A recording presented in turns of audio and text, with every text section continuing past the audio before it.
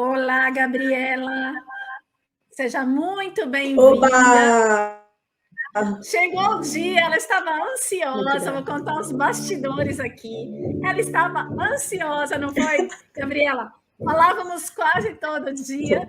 Então, assim, chegou o dia. Seja muito bem-vinda. Eu vou te apresentar oficialmente e depois é toda sua. Você fica à vontade. Vai ser um prazer ter você conosco. Bom, vamos lá. Muito A grata. Gabriela é formada pela PUC do Paraná. Desde então, segue entusiasta pelos processos de aprendizagem, entusiasmada pelos processos de aprendizagem e desenvolvimento que apoiam a integração entre a psique e o sono. Pós-graduando em fisioterapia traumato-ortopédica desportiva, em psicologia corporal, formações internacionais e nacionais em fisioterapia integrativa, microfisioterapia, análise biodinâmica, calma que eu tenho que olhar aqui do lado, que eu não estou conseguindo ler ali. Tensegridade. Biotensegridade e estudante de psicotraumatologia. É fisioterapeuta clínica, professora de pós-graduação e facilitadora de aprendizagem em saúde. Aqui está a rede da Gabriela, o Instagram, daqui a pouco a gente vai pôr no chat também. Seja bem-vinda, Gabriela. Um prazer recebê-la. Nós vamos sair da tela, vai ficar você e a Manu para deixar bem acessível a palestra e a gente vai separando as dúvidas e a gente volta aqui mais tarde. Boa palestra. Muito grata. Obrigada, gente. Sim, estava feliz, estava ansiosa, essa ansiedade gostosa, né, do que se propõe um evento desse, que eu entendi, desse tamanho, desse alcance, viável, facilitando para as pessoas, gratuito, enfim, né? É muito lindo isso, e eu, de fato, fico muito lisonjeada e muito grata pelo convite, pela oportunidade, tá? Muito, muito obrigada mesmo. Esse é um sonho sempre meu, né? Como fisioterapeuta, como estudiosa do corpo, dessa integração psicossomática, levar esse conhecimento para onde importa, né? Lá desde a infância, no começo da vida escolar, até os meus alunos, por exemplo, de pós-graduação, que estudam isso, este recorte, né? Mas eles já escolheram. Mas ter condições da gente ter reflexões sobre que casa é essa aqui, para mim, isso é muito importante. Eu queria fazer um parênteses, porque eu estou no meu consultório e o vizinho de cima resolveu montar móveis, eu acho. Eu não sei se vocês escutam o barulho, mas sinto muitíssimo por isso que falei, não é possível que ele vai montar móveis hoje. Mas então eu espero que a gente consiga numa boa. A toda a equipe, muito grata, e a todos os participantes. Nós todos sabemos o quanto a gente se dedica e o quanto a gente se esforça para criar lastros, para criar lugares de comunicação, de aprendizagem, para que a gente sempre vá avançando. Então, todas essas pessoas que estão aqui, muitíssimo obrigada mesmo. Estou feliz. Então, vamos lá. Eu coloquei, só para vocês terem uma ideia, né? Eu saí da mecânica, fiz terapia, depois eu especializei em trauma ortopédica, depois eu fiz educação física. Tudo bem mecânico, bem física, né? Eu tive aula com o Mota no 2º grau, inclusive. Foi, né, cheia de musiquinhas. E aí, tinham algumas respostas que eu não tinha na linha mecânica. Até o dia que eu encontrei a especialização em psicologia corporal. E aí, literalmente, se destravou algo no campo da aprendizagem para mim, no campo da compreensão de como somos, de como funcionamos. E hoje eu ainda avanço um pouco mais nas questões do estudo do trauma, né? Então, eu falo, mas como assim, Gabi? Você é fisioterapeuta e trabalha com emoção, não é psicólogo, né? Essa permeabilidade. E aí eu já começo fazendo uma pergunta. Aonde as coisas acontecem? Se não, nesse lugar. Não existe outro lugar. Eu costumo brincar que assim, a gente pode mudar de endereço quantas vezes nós quisermos. Eu hoje estou em Curitiba, passado um tempo eu estava fora daqui. Então, é uma escolha. Eu fecho as coisas, ponho na mala, ponho mochila e mudo de endereço. Nós somos livres para isso. Porém, se eu não me levar junto, se eu não levar esta casa, eu não tenho como mudar de endereço, né? Então, uma grande reflexão que eu já coloco aqui, e é muito legal, porque se eu não tenho intenção nenhuma de esclarecer, mas eu tenho intenção, sim, da gente criar borbulhas de reflexão. E já me coloco à disposição para seguirmos na conversa pelas redes sociais e afins, né? Mas é apimentar vocês, é cutucar vocês com perguntas. A gente anda com pergunta e não com resposta. É biológico, né? Então, com qual qualidade que eu moro aqui dentro? E para eu ter qualidade para morar aqui dentro, eu preciso conhecer. E aqui é uma dor pessoal, né? E por isso que eu trabalho no sentido da educação, porque eu acho de fato que nós somos incríveis e nós nos conhecemos muito pouco. O que a gente conhece sobre o corpo é um corpo estético, é um corpo político, é um corpo cheio de julgamentos. Enfim, reflete aí, né? O que você entende de corpo, basicamente não é o que ele é, né? Então, enfim, espermatozoide e óvulo juntou. Nesse intervalo que acontece até o último suspiro, nesse intervalinho que a gente chama de vida, nós temos a possibilidade da potência de aprender, do início ao fim.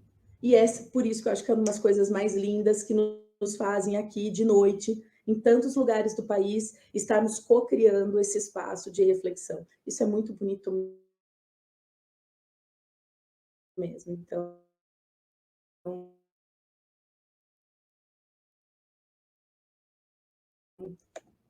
e o fluxo desse encontro, passando por alguns slides, eu fiz questão de fazer um material um pouquinho extenso e não tirar, para que vocês tenham isso depois, né? Com citações, enfim, eu respeito quem veio antes, eu respeito a ciência, né? Outra professora, houveram muitos que vieram, né? Então, essa investigação, vamos começar por uma pergunta? Eu coloquei lá no resumo que vocês têm acesso, né? Qual qualidade o neocórtex consegue conferir ao processo de aprendizagem se inundado em excesso por hormônios de estresse, devido à falta de segurança, pertencimento e vínculo seguro? Meu Deus, Gabi, tipo, falou grego. Calma. Deixa essa frase ecoar e vamos seguir nela, tá bem? O começo é isso, de um jeito muito pouco romântico. Nós somos o nosso corpo, o nosso sistema, ele é um compilado de células moldado por códigos. O neocórtex, que é essa evolução, daqui a pouco a gente vai ver, onde a gente consegue racionalizar. A gente vai dando nome. Mas o corpo, essas casas todas, eu queria muito estar vendo vocês. Obrigada, Emanuele, por estar aqui comigo, fazendo corregulação, né? Isso é importante. Mas o começo, nós somos um amontoado de células sendo afetadas, atravessadas, e num processo constante, formativo, de tecidos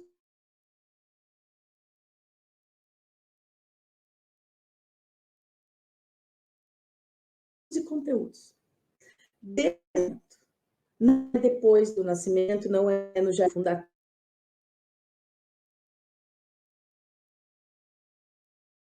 Tanto, mas o que é legal da gente saber das camadas? A do meio, que forma mesoderme, e a última, que chama ectoderme.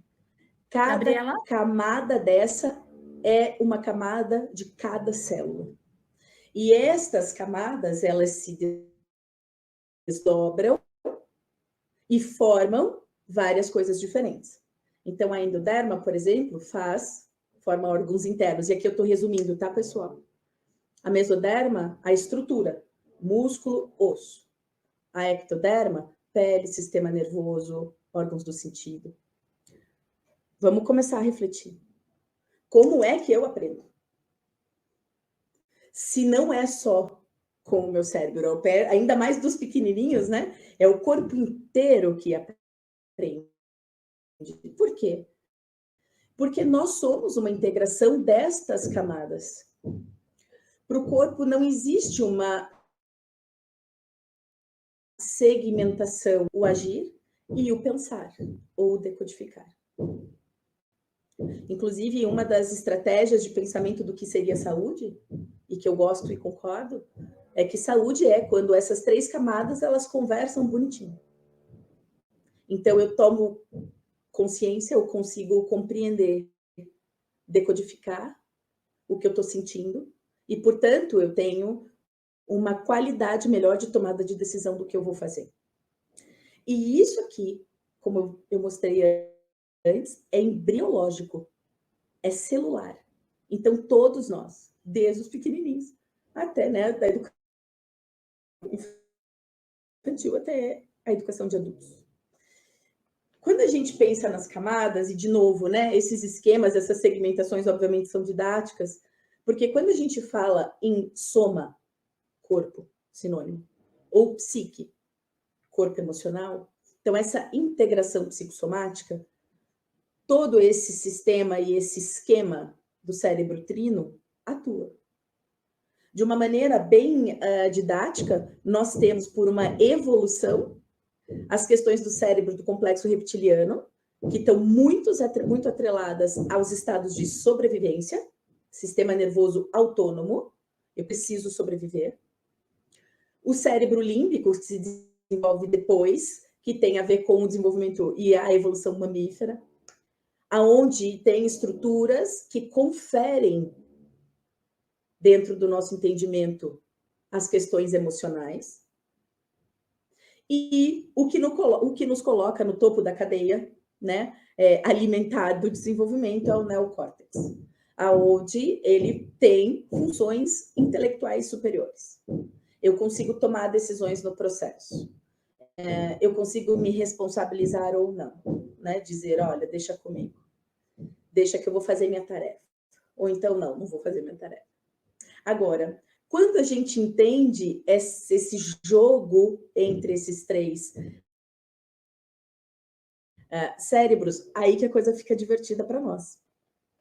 Porque o nosso sistema nervoso é o nosso sistema de relação. Por exemplo, aqui todo mundo, vou usar o exemplo da Roberta, né? Ela estava ansiosa, a gente se falou várias vezes, né? Eu sou uma pessoa do contato, né? Eu sou terapeuta manual. A coisa do online para mim sempre é uma atenção onde o meu sistema nervoso autônomo ele ganha carga, porque eu não tenho domínio. Se eu estivesse falando com todo mundo dessa sala, num estádio, eu estaria muito mais relaxada do que eu estou de frente para o computador, sem ver vocês. Porque é a questão de habilidade. É uma questão lá da endoderme, né? De ser relacional. Então, nosso sistema nervoso é o nosso sistema de relação. Por isso que, quando a gente pega, por exemplo, crianças, né, na fase da adaptação na escolinha, quais são as estratégias que os professores usam para fazer com que essa criança se sinta ambientada, não é? As grandes séries de mudança, né, de chave, da mesma forma. E aí o calo vai apertando, né? O calo vai apertando. E quanto mais o calo vai apertando, esse jogo entre esses 3 cérebros fica mais organizado, ou mais regulado, ou menos regulado, né? Mais desregulado. Então, nós temos uma resposta parasimpática, que basicamente é repouso e digestão. É quando, um exemplo, a criança, independente da fase escolar, ela está na mudança da escola. Ela não chega feliz, soltinha, né? A grande maioria chega tenso, duro, o corpo mal respira, fica no cantinho. Então, tem um corpo que chega naquela escola.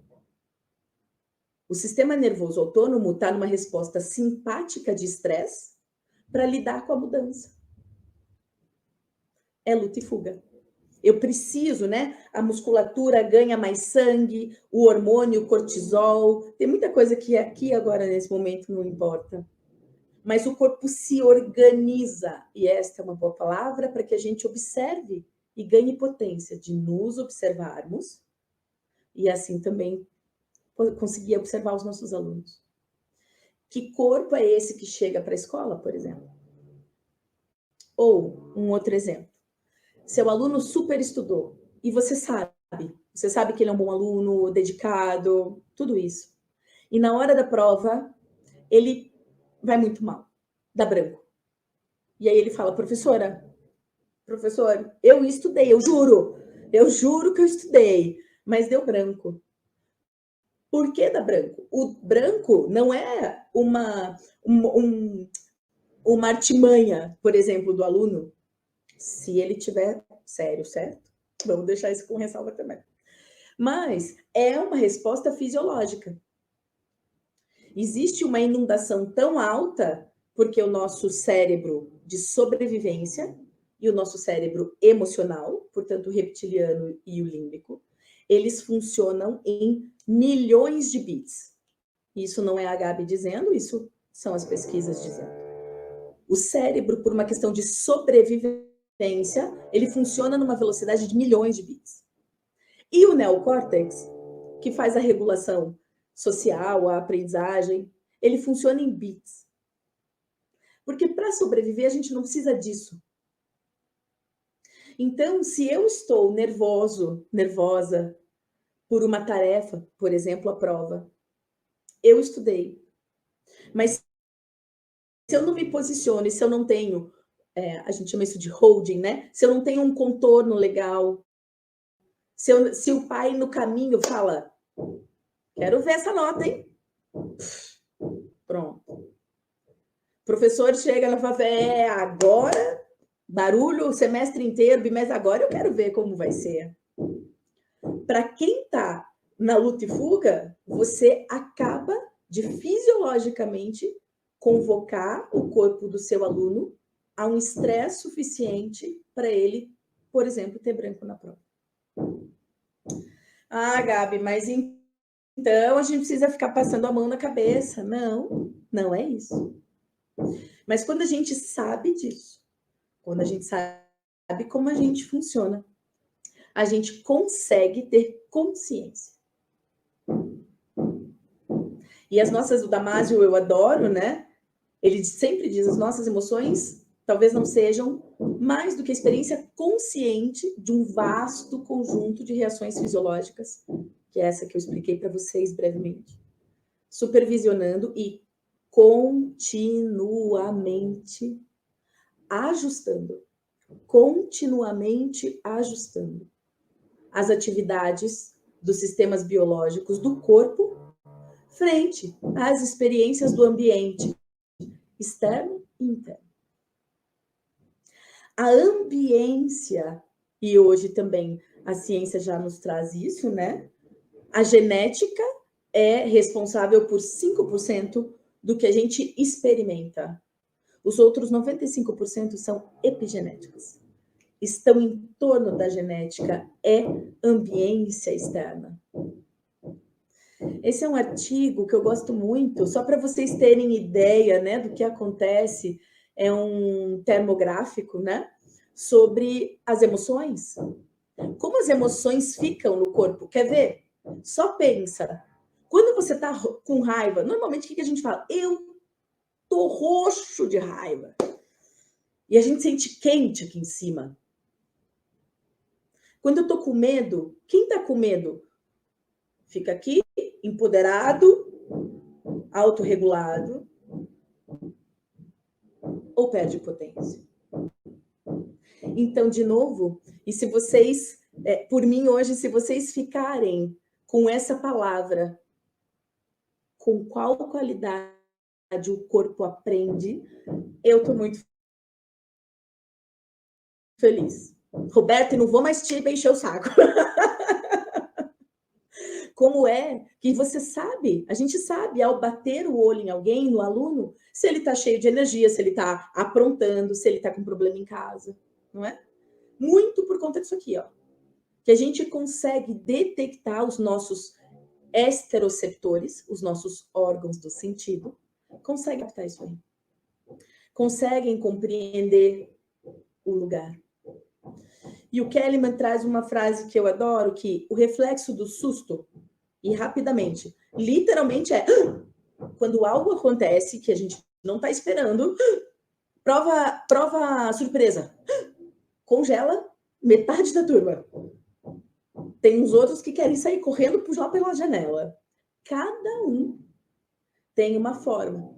Outros vão falar, legal, eu tô com a minha tarefa em dia, eu estudei, tirei a dúvida lá em casa ontem, meu pai me ajudou. Tá bom, vou fazer o meu melhor.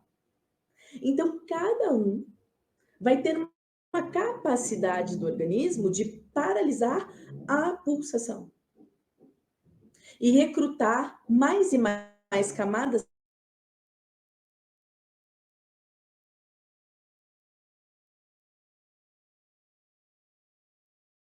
para respostas.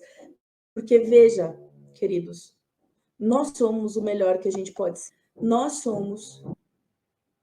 Porque se eu disse lá no início que o nosso corpo, ele é um amassamento, um estica e puxa, ganha volume, ganha comprimento de códigos e informações que nos atravessam, a gente está falando dos nossos estados de sobrevivência. De como a gente conseguiu chegar ali. E veja, colegas, a gente nunca dá, ou melhor, a gente só dá o que a gente tem. Então, qual é esse corpo que aprende do educador também? Semana passada eu estava em 2 escolas fazendo um trabalho com os professores. E eu fiz essa pergunta. Se a prof hoje não está legal, eu preciso que vocês colaborem comigo. Esse lugar de ofertar a vulnerabilidade, nós já sabemos que fisiologicamente o sistema se organiza.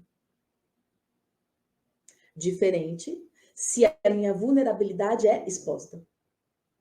Então, de novo, como é que esse corpo vai aprender se ele está no susto? Se ele acabou de sair da ambiência de casa sem comer, por exemplo. Então, William Reich, que é esse slide que nós estamos vendo, ele entende e postulou lá desde 1933, é o pai da psicologia corporal, se segmentou de Freud, porque ele olhou para o corpo e disse, olha, todas as vezes que algo acontece, o sistema tensiona, carrega, expressa e relaxa. Se nós não fazemos esta curva, algo aconteceu no processo, inclusive de aprendizagem. E aí o corpo se organiza neste bonequinho que está ali, nas 7 couraças musculares que ele chama, né? Porque a nossa pulsação é de cima para baixo, é céfalo-caudal, porque é assim que, como feto, nós nos desenvolvemos. É por isso que todas as vezes que a gente está pensando em processo de aprendizagem, estamos também pensando que o processamento neural responsável pelos estados emocionais e o seu efeito sobre o comportamento, palavrinha tão falada nos ambientes escolares, é amplamente inconsciente. O Freud e o Reich concordaram nisso, aonde dizendo que o nosso corpo é o nosso inconsciente materializado. O que significa isso? Eu ainda não sei sobre. Eu ainda não penso sobre. Eu não sei de mim o suficiente. É por isso que os estados, né, da vida, os estágios da vida mais iniciais, quanto mais inicial, mais precisamos de holding, de contorno, da prof do jardim. Como que é o corpo da prof do jardim? Eu não consigo falar outro nome. E como que é o corpo da professora dos anos finais? A hora que eu olho para isso, por exemplo, vou voltar e respondendo a pergunta já, vou voltar no branco da prova. Se eu olho para o meu aluno, chego do lado dele e pergunto para ele, como você tá? E não é terapia, não é terapia, porque normalmente é o medo, né, da educação. Mas eu pergunto para ele, tá tudo bem? Você precisa de uma água? E você passa a mão nas costas dele, já desinundou imediatamente.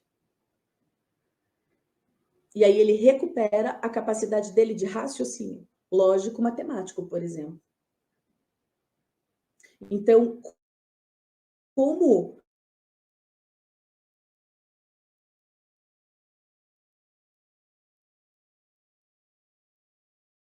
isso é inconsciente, nós não sabemos para os nossos alunos, mas é organizar isso. Aqui, não sei o que aconteceu aqui, mas é uma figura sobre a teoria polivagal, que para quem está estudando novas formas de educação e tudo mais, a teoria polivagal tem um baita de um sustentáculo, que é exatamente sobre isso. Como é que a gente aplica e entende a hora que eu olho para o meu aluno, e vocês têm muitos, então não é diferente daqui do meu consultório, do que acontece, que é 1 por 1, a cada 1h30. Mas, sim, quanto mais eu me olho, mais eu consigo olhar para o outro. E, por exemplo, dizer, olha, eu sei que você estudou. Vai lá, bebe uma água, solta o ar. Por isso que aqui eu coloquei o mestre dos magos. Que a gente não enxerga o diafragma, mas ele é o grande músculo que, se a gente assusta, a gente para de respirar. E a gente recupera a nossa capacidade de aprendizagem quando a gente solta o ar. Porque a gente sai do susto. Gabriela, agora ela travou de uma vez. Eu diria que tem muitas coisas apoiar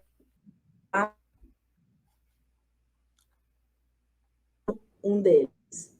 E eu diria que, inclusive, o mais importante para que eu consiga colocar esse jogo entre 80% do coeficiente, elas funcionam junto, não tem como separar.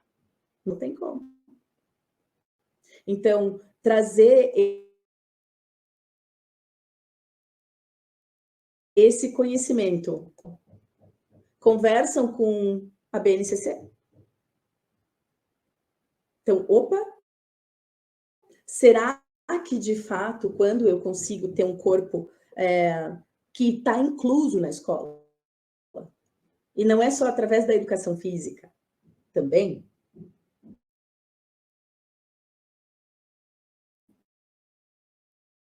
mas que eu incluo o corpo, eu vou ter de resultado no final.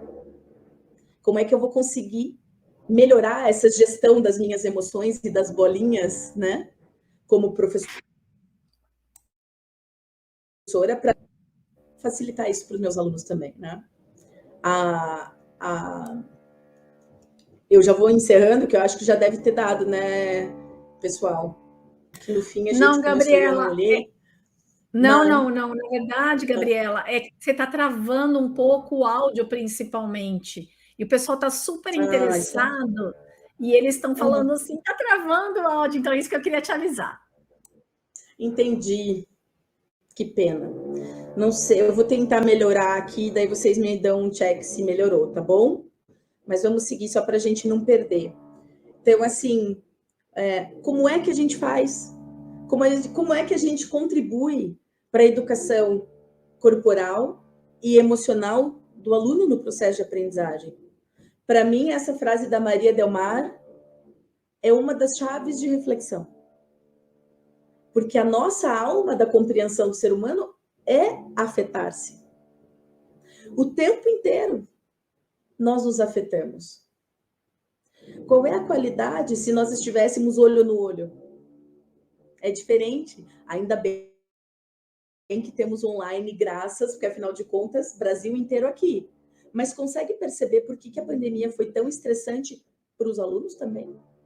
E para os professores? Porque nós perdemos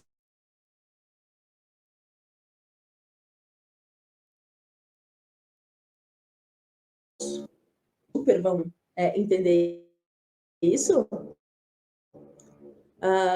O nosso coração é comprovado que quando nós estamos em estado regulado, regulado não é perfeito, tá? Que perfeito não existe.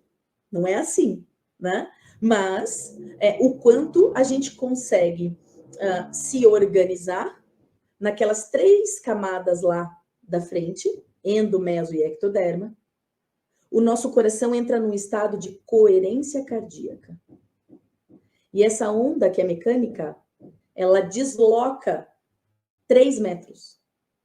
Então, professor, qual é a qualidade do seu estado de estresse quando você chega naquela sala que está 3º ano, né? A coisa está pipocando, aluno até no ventilador. Antigamente se gritava.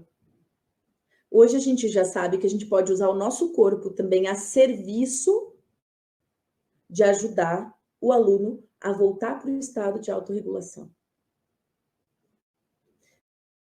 Que pena os travamentos, assim. Não consegui mexer aqui. E tudo isso porque somos mamíferos. É claramente esse lugar de afetação e que a gente precisa do outro para aprender como é viver. Nós não aprendemos sozinhos. Nós, depois de um tempo, podemos experimentar sozinhos. Eu posso aprender no coletivo na sala e posso ir para casa e vou estudar sozinho. Mas, basicamente, se eu estou em bando, eu tenho pertencimento e segurança.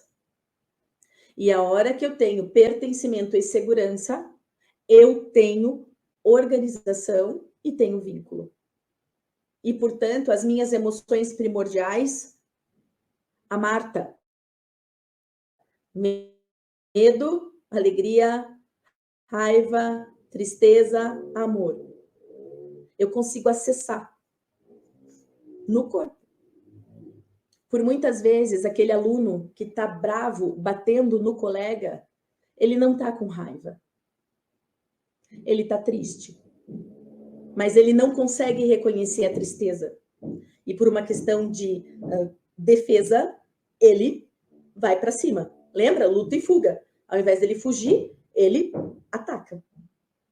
Mas o que ele sente não é raiva. Ele está triste porque os pais dele estão se separando, por exemplo. Ou ele viu uma cena de agressão. Ou ele está com fome. Ou ele não gosta da escola. Tem alguém fazendo bullying com ele e ele não tem coragem de falar sobre isso. E aí sim a gente consegue entender as experiências.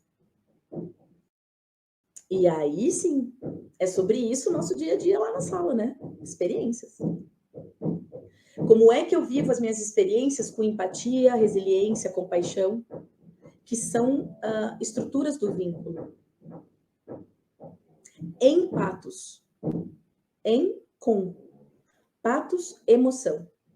Quando eu estou empática com alguém, eu estou com alguém. Eu não estou misturada. E aqui é uma baita de uma diferença para nós na escola também. Sabe aquelas brigas que são intermináveis, os ciúmes que são naturais da época, dependendo da idade? Porque não quer mais brincar comigo? Eu não estou mais empático, eu estou misturado, eu estou simbiótico. Temos sempre questões na educação desse lugar, não é?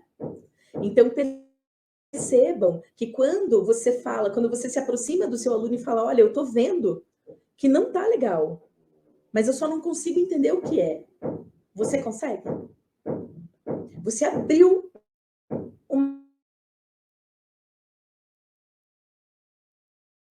uma caixa para estar com aquele ser e falar, olha, estou vendo que não está legal, mas aqui agora a gente precisa estudar. O que eu preciso? No que eu posso te apoiar para que você dê conta de terminar a aula?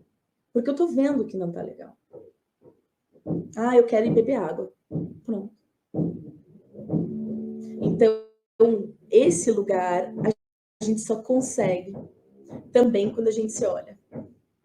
Então, quando o input, essa é uma frase do Fonseca, quando o input emocional é adicionado, percebam as palavras, adicionado à experiência de aprendizagem, o cérebro capta e processa os estímulos de forma mais significativa e profunda, facilitando a sua retenção e recuperação, e, consequentemente, a elaboração e regulação das respostas. A emoção guia a atenção, e esta, por sua vez, entrou o cardzinho e eu não consigo ler o resto. Não sai. E esta, por sua vez, guia a memória e a aprendizagem. Então, percebam, não é, né, como eu estava brincando na semana passada nas escolas, não é terapeutizar, mas nós somos relacionais. Isso é do humano. Não conseguimos conviver sem nos afetarmos. Então, não é transformar a escola, por exemplo, numa ambiência terapêutica, mas também não é ignorar isso. Porque se ignoramos, começamos a ignorar por nós mesmos. E aí, com qual qualidade eu vou para a sala? Qual é o meu pavio?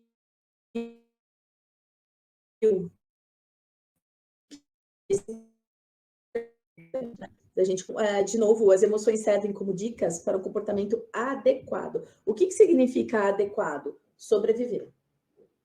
Biologicamente, sobreviver. Em respostas aos desafios e oportunidades do ambiente, permitindo ao organismo empregar rapidamente comportamentos específicos vantajosos. Sim, o amor, para mim, e cada vez mais, não existe outra emoção que não é essa, que contempla essa roda, por exemplo. E é assim que a gente vai entendendo e dando inputs. É fazer uma atividade no chão, onde você senta na mesma altura do seu aluno, por exemplo. Onde você está vendo que ele está se batendo e é importante deixar que ele bote o tênisinho, mas você está com ele. Você não faz por ele, mas você está com ele. É o suficiente. E ele se empodera e ele vai ficar muito feliz a hora que ele conseguir o ajuste motor para colocar o tênis, por exemplo. Mas eu preciso aquele olhar da professora, por exemplo, nos olhos. Porque também é uma questão biológica, isso aqui dá uma outra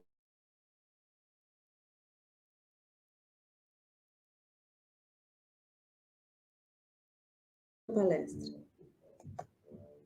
Como processo neurobiológico, ele estabiliza.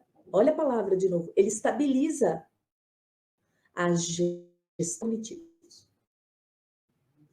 Pode ser um gênio, pode ser um aluno com altas habilidades, mas se hormonalmente ele estiver inundado por estresse, porque ele está com medo, a alta habilidade dele não tem função. Ele não vai executar. Porque, de novo, milhões de bits contra bits. Então, o corpo, quando a gente consegue ir ajustando, e especialmente, e aqui é um lugar de convite, né? Sempre um convite, as reflexões de como é que eu me habito. Eu gosto muito dessa frase. Como é que eu moro aqui dentro? Como é que eu compreendo a minha ambiência? Como é que eu estou saindo de casa para ir dar aula? Atrasada, preocupada, estressada, tudo aquilo. Como é que eu vou chegar lá? Com qual qualidade eu vou chegar lá? E aí, claro que os meus alunos vão ser todos irritantes, praticamente. Vão me tirar do sério, por exemplo, né? Então, antes de tudo, voltamos para cá, para que a gente possa, inclusive através do nosso corpo e com o nosso corpo, apoiar quem está começando a aprender isso, que são os mais novos, que são os mais jovens. Faz sentido? essa conversa toda, apesar das falhas do microfone e do barulho? Gabriela, faz todo sentido, sim. Parabéns pela tua apresentação. O público que está aqui nos acompanhando, daqui a pouquinho eu já respondo sobre certificado, já respondo sobre algumas colocações. A gente salvou aqui algumas perguntas, fiquem bem tranquilos. Mas quero aproveitar o Paulo Tomazinho, que também é um apaixonado aí por neurociência, para fazer a interação aí com a Gabriela. Não, Gabriela, está fantástico. Assim, o que você trouxe é uma questão, né, tipo, de fisiologia, mas onde que habitamos, né, ou seja, habitamos esse corpo, habitamos essa mente, e essa interação ela é fantástica. De verdade, é uma pena que travou muito. Tá? Você talvez não estava acompanhando ali, porque a gente não percebe quando trava, mas depois você olhar no chat, você perceber, por outro lado, o quanto que as pessoas gostaram, né, do que foi possível captar, as pessoas acharam extremamente importante, né? Então, eu acredito que travou muito, como dizendo, mas eu acho que a essência a gente conseguiu pegar, né? Acho que todo mundo que está aqui, pelo feedback do chat, a essência conseguiu pegar. Essa importância desse olhar, né? Que realmente, ou seja, o que está acontecendo em termos de neurotransmissores, de hormônios, né? Como colocou, e essa visão, né, do professor, e eu gostei muito que você falou, porque muitas vezes fala assim, mas eu não sou terapeuta. Não, na verdade é ser humano, né? É ser gente, e tratar de gente ali, poder dar justamente isso. É um tapinha nas costas, né? É uma pergunta, um pedido para respirar, um pedido para levanta, toma uma água, né? Às vezes tem essa humanidade que o trato dos vínculos. A ciência mostra isso na ciência da aprendizagem, que quando um aluno ou uma turma gosta do professor, né, tem vínculos didáticos. E esse vínculo didático se transforma naturalmente num vínculo afetivo, né? E quando o aluno ou a turma gosta do professor, ela desempenha muito melhor em toda circunstância quando é comparada. Então, a tua fala super pertinente para o momento, né, de volta, não volta, mas assim, um ano que a gente não tem tanta dúvida, né? Tá presencial. Até os anos anteriores, volta, não volta, remoto, a gente tinha também essa ansiedade, né? Esse ano não. Esse ano são que estamos presencial, vamos trabalhar, vamos trabalhar nos gaps de aprendizagem, nessa recomposição da aprendizagem. Vamos fazer primeiro esse bem feito, né? Eu acho que essa tua fala, ela contribui demais com todo esse momento. Parabéns mesmo. Eu acho que tem perguntas, se o Roberto e o Marlon talvez fizeram na curadoria. Paulo, inclusive, que você olhasse mesmo o chat. Desconsidere, na verdade, porque foi fato, a questão do travar, mas veja lá o quanto que as pessoas acharam o teu tema pertinente, o tanto que te elogiaram. Parabéns. Gabriela, parabéns, maravilhoso. Vamos fazer o seguinte... Você não pode doar para a gente uma palestra gravada, porque o pessoal está perguntando aqui se a palestra vai ficar gravada por causa do travamento. Então, se você conseguir gravar e me mandar, a gente pula essa parte da tecnologia e a gente tem essa entrega para esse monte de gente que estava aqui e essa fala maravilhosa, fundamental, super necessária, né? Realmente muito, muito interessante. Tem algumas perguntas aqui. Uma da Genira, que ela fez lá no começo, mas eu acho que você acabou respondendo durante a sua fala, que era qual a importância do sistema nervoso parasimpático e simpático no processo de aprendizagem. Você respondeu, e aqui a Maria Lúcia estava falando que hoje ela tinha falado sobre a tristeza, te parabenizando, claro, que hoje ela tinha falado sobre a tristeza e como lidar essa emoção. E eu só queria fazer um parênteses, né? Uma coisa que você colocou tão bem, que muitas vezes a criança não sabe expressar a tristeza como tristeza. E essa tristeza é demonstrada em forma de agressividade. E isso acontece, inclusive, na depressão infantil. Isso acontece, inclusive, na ansiedade infantil, que a demonstração é completamente diferente com a do adulto. Então, muitas vezes a gente acha que a criança está fazendo uma birra e, na verdade, é um sinal claro desses problemas que são muito mais sérios. Então, eu queria que você comentasse isso, por favor. Sim, perfeito. A questão do o neocórtex é quem nomeia, né? A gente vai aprendendo por comparações, inclusive, então isso é tristeza, isso é raiva. E os cérebros que ainda estão, exatamente, obrigada, Paulo, que estão menos desenvolvidos, precisam de mais apoio para que a gente faça a captura dessa informação. Então, sim, como sempre, a gente vai testando, a gente vai se experimentando. Lá naquela figurinha do Reich que tem as sete cintas, né? Quanto mais... Então, quando a gente está na escola, especialmente nos anos iniciais, eu diria todos, na verdade, né? Porque o adolescente também, ele não sabe o que ele está sentindo, ele não sabe se ele está apaixonado, se ele está triste, se ele está deprimido, né? Nós também não. Então, essa aprendizagem da vida, e sim, é muito interessante as aulas que vão conversando sobre esses estados corporais, por isso que eu trouxe aquele calor, né? Eu tô bravo. Aonde que está isso no seu corpo? Porque quem está bravo de verdade, ele vai estar numa postura de enfrentamento. O músculo da criança vai estar ativado. Ele vai ter com as bochechinhas vermelhas. Então, tem um corpo que expressa de fato aquela emoção.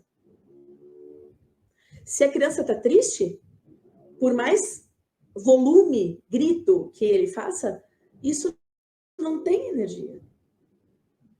E como é bonito quando a gente consegue chegar para uma criança e dizer: eu estou percebendo que você está com sono, você está cansado. Porque às vezes ele não quer perder a brincadeira, ele não quer parar de corregular com os amigos. E aí ele vai irritando o sistema nervoso. E ele só estava com sono, ele só estava cansado. Porque ele chegou de viagem ontem das férias e a aula começou hoje. Então, quando a gente olha para o corpo e inclui, eu acho que essa é a grande... Inclui o corpo na observação da experiência da aprendizagem, a gente vai ter um outro lugar. Para todos nós, né? Para a comunidade toda que aprende, a cadeia toda. As crianças, os adolescentes, nós, né?